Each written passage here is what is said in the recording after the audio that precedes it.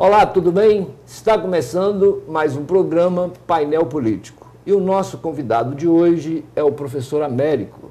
O professor é psicólogo, diretor-presidente do Casarão das Artes. Professor, é um prazer tê-lo aqui. Como é que é dirigir uma casa como é o Casarão das Artes? Qual a importância dessa casa para a nossa sociedade? Bom, Salatiel, é um prazer estar no seu programa. Há muito tempo que a gente vem buscando essa agenda, né? Mas aí nós realmente estamos conseguindo fazer esse encontro.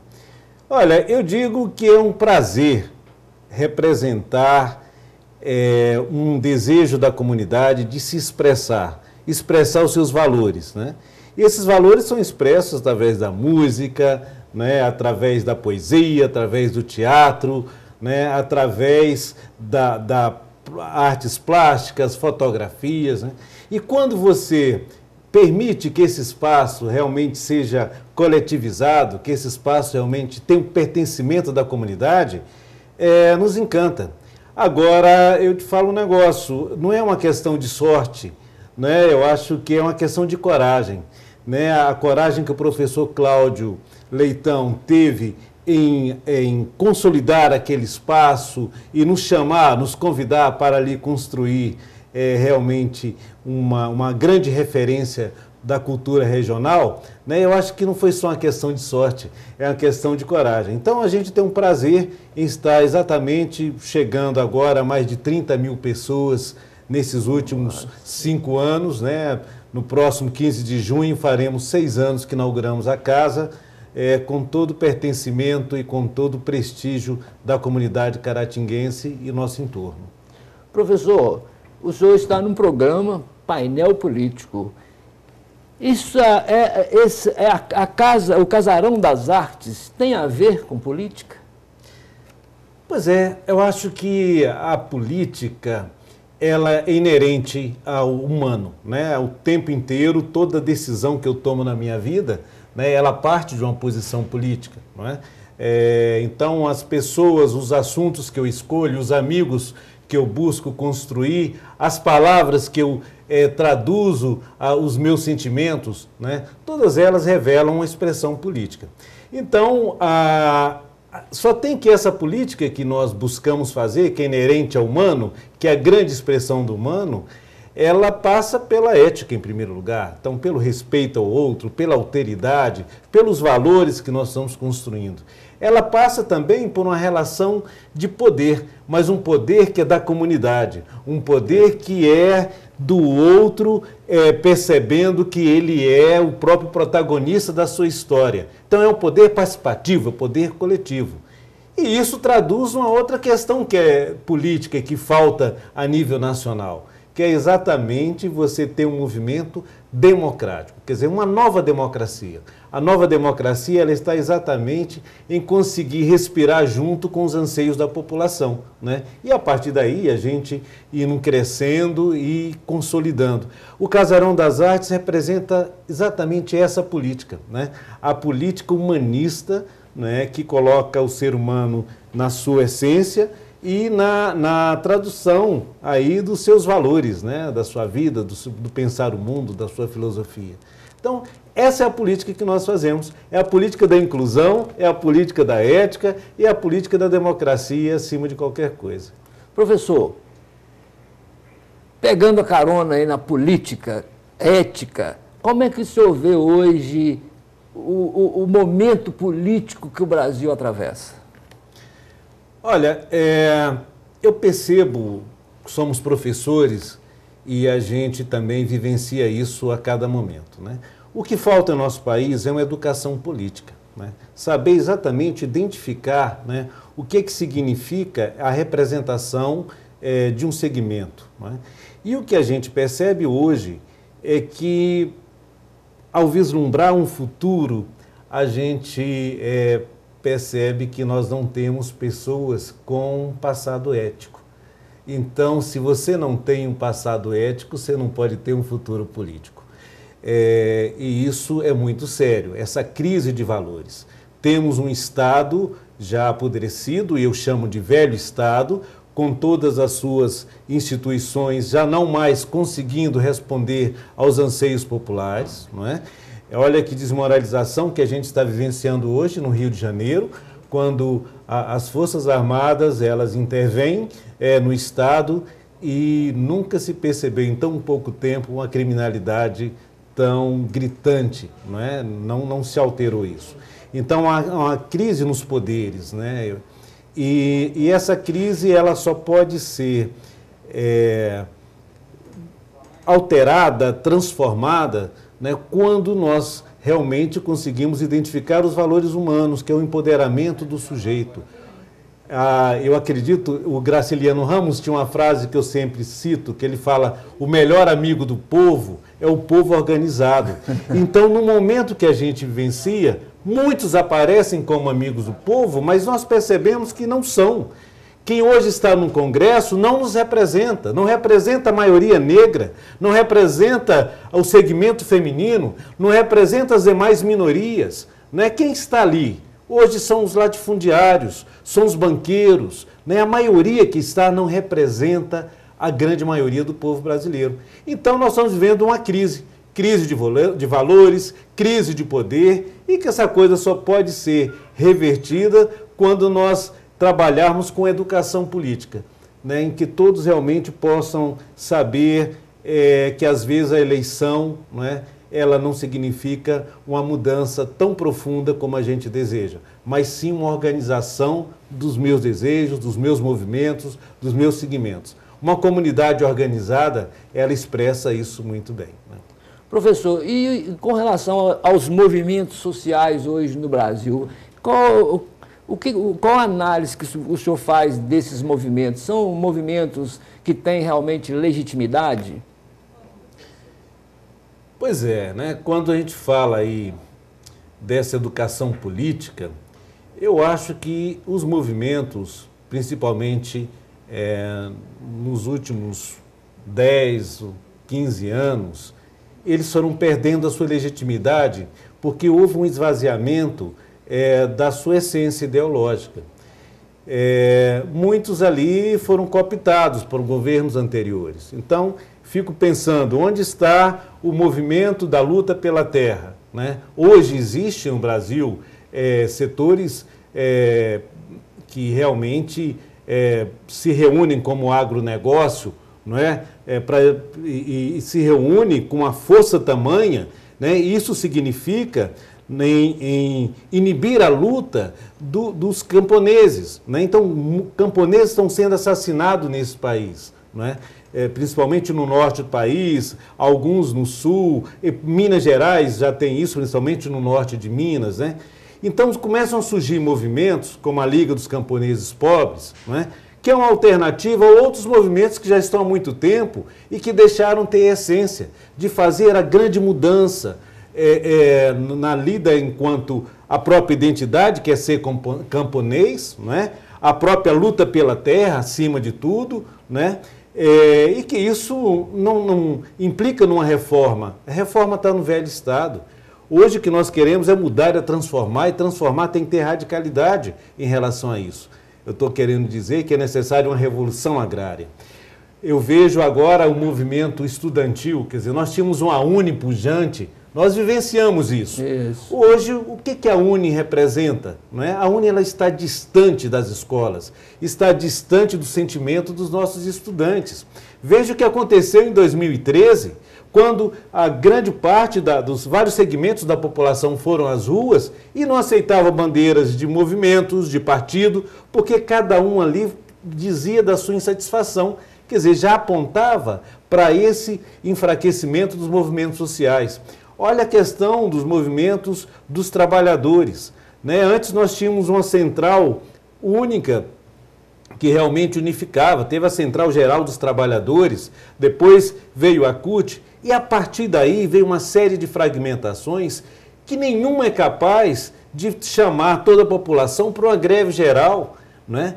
O que a gente percebe são instituições que apoiam esse ou aquele candidato e conforme quem está de plantão, então se adere, e a classe trabalhadora, a classe operária fica secundarizada. Então, citei aqui 3 exemplos: o campo, né, o movimento estudantil e o segmento dos trabalhadores, que não tem essa representação atuante, porque perderam a sua essência, perderam a sua ideologia, não sabem contra quem lutam e por que lutam, né? Professor, então o senhor acredita numa mudança, tendo como mudança na educação, a educação voltada para uma educação política? É isso que o senhor defende. O Joaquim Barbosa, ele diz o seguinte: eu não vou ser mais candidato porque não vou mudar isso que está aí. Resumidamente é isso. Sim. Essa mudança, então, seria através dessa proposta que o senhor acredita? Olha, eu concordo. Eu acho que a mudança ela passa exatamente pela educação. Só ela é transformadora. Eu vejo aqui, particularmente na nossa região, não é? Quem pode melhor representar, né, esse processo é quem realmente tem esse compromisso com a educação, esse compromisso com o povo, não é? Eu vejo uma pré-candidatura, se me permite falar, mas eu vejo a pré-candidatura do professor Pedro Leitão como uma representação ideal para a nossa região, porque ele traduz isso, ele traduz um passado ético, não é? E realmente essa noção de mudar o país, de transformar, ele tem condições de fazer, porque ele reúne várias interlocuções, vários diálogos, inclusive com os camponeses, com os educadores, com a nossa cidade, que ele teve a oportunidade de representar como secretário municipal algumas vezes. Então, eu acredito nesse novo, né? Mas esse novo que realmente não tem vício, esse novo que tem compromisso com o futuro e que tem isso que o povo está dizendo o tempo inteiro. Todo mundo está falando, não, contra a corrupção, mas a gente tem que identificar, olha, você, fulano de tal, né, você já não nos representa mais, já foi. O que nós queremos é um novo que tem um passado ético. Analisando, nos dá essa tranquilidade. O Joaquim Barbosa sabe que para se chegar onde, né, ele, pelo menos foi pensado, teve esse balão de ensaio dentro do partido, né, ele sabe o que significa essas composições que ali se dão e normalmente isso não se faz dentro de um campo ético, pelo menos, que a nossa população requer. Então, acima de tudo, a educação política ela passa por pessoas realmente comprometidas, que tenham ideal e que a gente consiga identificar como uma grande referência de transformação e de mudança. Sim, mas o senhor acredita que há também a necessidade de uma reforma política, de uma reforma partidária? Por exemplo, que os partidos tenham mais critérios, né? Porque são os partidos que escolhem os candidatos, que aprovam as candidaturas. Seria uma responsabilidade o partido selecionar melhor esses candidatos? Como é que o senhor vê isso? Além desse trabalho, né, de conscientização que é através da educação? Olha, professor Salatiel, a gente conversa sempre nos corredores da faculdade e na rua, e a gente ouve bastante esse descrédito nas organizações partidárias.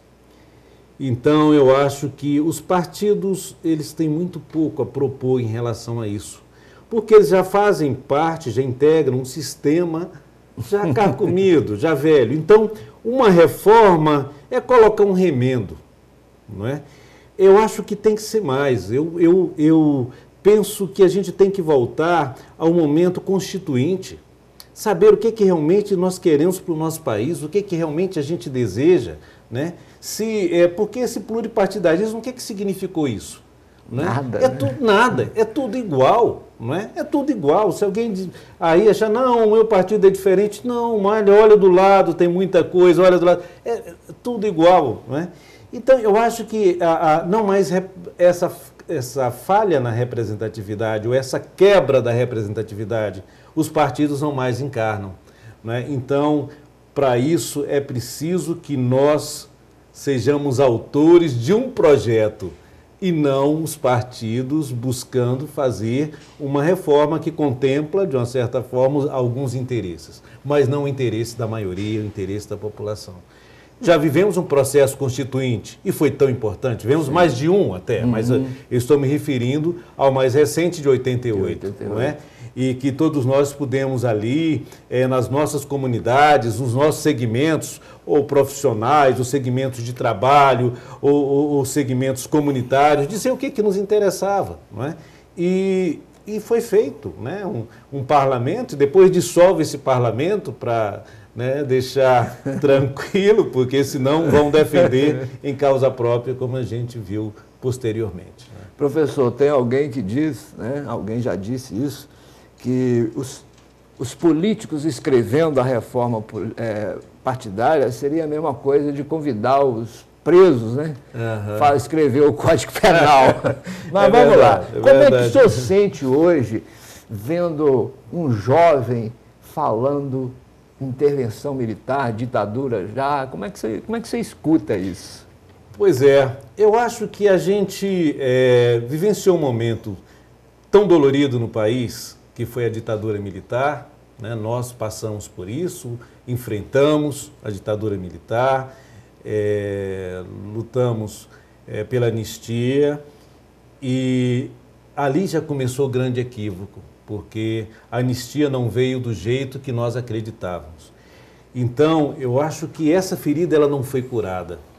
Eu acho que essa ferida que eu falo é dessa concepção de que uma ditadura, né, ela é ideal porque ela vem e resolve e ela se impõe, né, pela força, mas só quem viveu é que sabe, não é, o que significou no pensamento, na formação do pensamento, na imaginação de construção de um país livre e soberano. Que esses sonhos, né, ficaram no meio do caminho. Então, essa coisa, ela não foi acertada. A gente ficou no meio do caminho. Existem alguns países que avançaram. O Chile avançou mais do que o Brasil. A própria Argentina avançou mais, né, dando conta, peraí, vamos lá, houve uma ditadura, mataram milhares, e como é que nós vamos resolver essa parada? A gente não resolveu essa parada. Então, por não ter enfrentado, talvez fique essa fantasia, para alguns que não conhecem a história ou que têm dificuldade em conviver com grande desafio, porque, na verdade, viver é arriscado o tempo inteiro, né? Já dizia Guimarães Rosa, e que se a vida quer da gente é coragem mesmo, né? Então, a gente realmente tem que buscar enfrentar esse caos que a gente vivencia de uma outra forma, não buscando retomar uma ferida que nunca foi curada e que muitos passaram, né, os governos que vieram, nenhum deles conseguiu aprofundar. A gente vê a Comissão da Verdade, ela realmente tem suas limitações, ela não aprofundou como ela realmente gostaria, não é? Então, eu acho que essa ideia da juventude ter ainda essa fantasia é porque eu acho que nós não fomos capazes, né, de mostrar como é que foi a verdadeira história de luta do povo brasileiro, né, para se libertar daquele momento tão negro na nossa história. Professor, algumas pessoas, né, alguns articulistas já começam a dizer o seguinte, que começam a duvidar que vão acontecer as eleições. O senhor acredita? Olha, é interessante isso, né? Porque a gente percebe alguns movimentos, né, nesse sentido, inclusive até de alguns militares que estão na caserna, mas não tão assim, né? De vez em quando saem e falam alguma coisa, se acontecer isso e tal, não é? Olha, tudo é possível num país em que esses valores, né, o valor democrático, né, ele é aviltado, né, a desrespeito, né, a desrespeito àqueles que lutam por justiça, a desrespeito àqueles que lutam pela terra, àqueles que lutam para a sobrevivência. Então, parece-me que a Constituição ela pode ser a qualquer momento, né, transgredida, né? rasgada, não é? E falou, não, então, já que o momento não é propício para a rede Globo de televisão, não é propício para o segmento dos banqueiros ou dos latifúndios, então nós não temos um candidato, porque até é muito interessante quando você fala a saída do Barbosa, né, parece-me assim, tem vários balões de ensaio a todo momento. Foi Luciano Huck, depois foi aquele menino lá, o Dória, né? São Paulo, agora, então toda hora estão tentando ver, se não conseguirem, né, esse establishment pode, na hora para outra, falar, não, suspende porque isso não nos interessa. Não nos interessa, né? Aí a gente tem a clareza do que estado nós estamos, né? Então, realmente é um estado do mal-estar social, não é do bem-estar social, né? E que a gente precisa identificar que esses valores que estão aí de um estado velho, né, que precisa realmente ser mudado, e como eu falei, né, eu talvez pense um pouco dentro do campo legalista através de uma nova Constituição, uma nova Constituinte. Né? Professor, infelizmente estamos chegando ao final do programa, mas eu gostaria ainda que o senhor fizesse uma análise. Como anda a democracia no Brasil? Olha, a democracia, professor Salatiel, ela, na sua essência, ela teria que ser a expressão da maioria. E a maioria hoje, ela está desempregada, a maioria hoje está envolvidas em situações eu falo uma questão que é muito cara para todos nós, né? Uma situação de uma juventude envolvida em drogadição, isso é algo muito expressivo, não é? De uma população que não tem moradia, um déficit habitacional muito grande, não é?